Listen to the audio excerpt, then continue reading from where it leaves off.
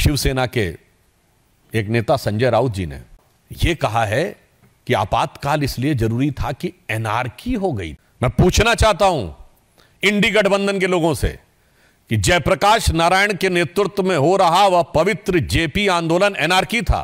मैं लालू प्रसाद यादव जी से पूछना चाहता हूं, अखिलेश यादव जी से पूछना चाहता हूं कि आपके पिताजी मुलायम सिंह यादव जी एनार्की के हिस्से थे।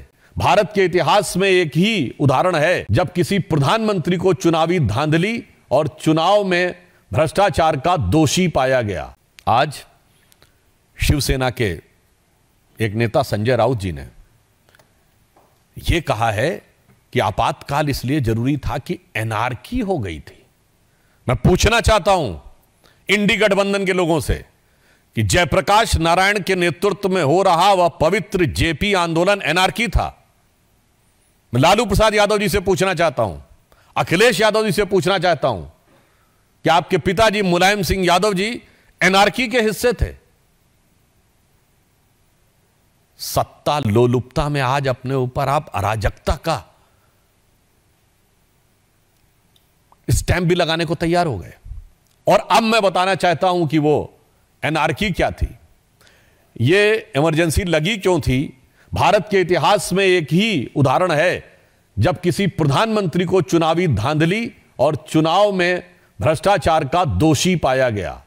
श्रीमती इंदिरा गांधी को इलाहाबाद उच्च न्यायालय के द्वारा, यह आरोप नहीं था, न्यायालय के द्वारा दोषी पाया गया और इस कारण से उनकी सदस्यता समाप्त कर दी गई।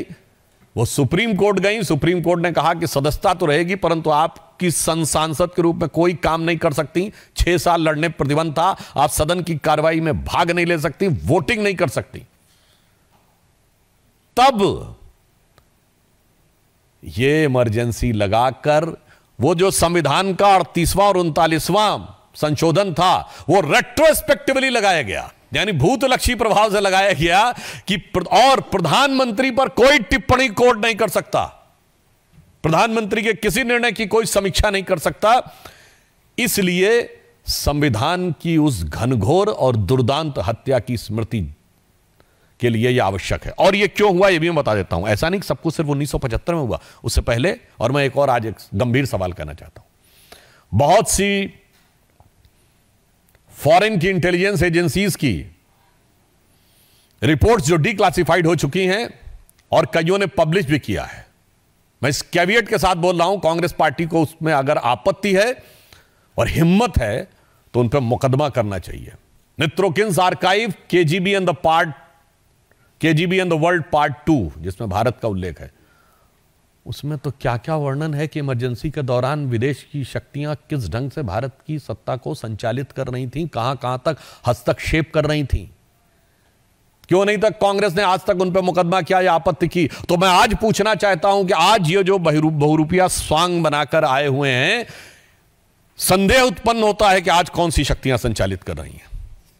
क्योंकि यह चुनाव भारत के इतिहास का पहला चुनाव था जब किसी विदेश में बैठे हुए धन कुबेर ने बाकायदा बयान दिया था प्लेज करते हुए कि मैंने $1 बिलियन रखा हुआ है मोदी जी को सत्ता से बाहर करने के लिए।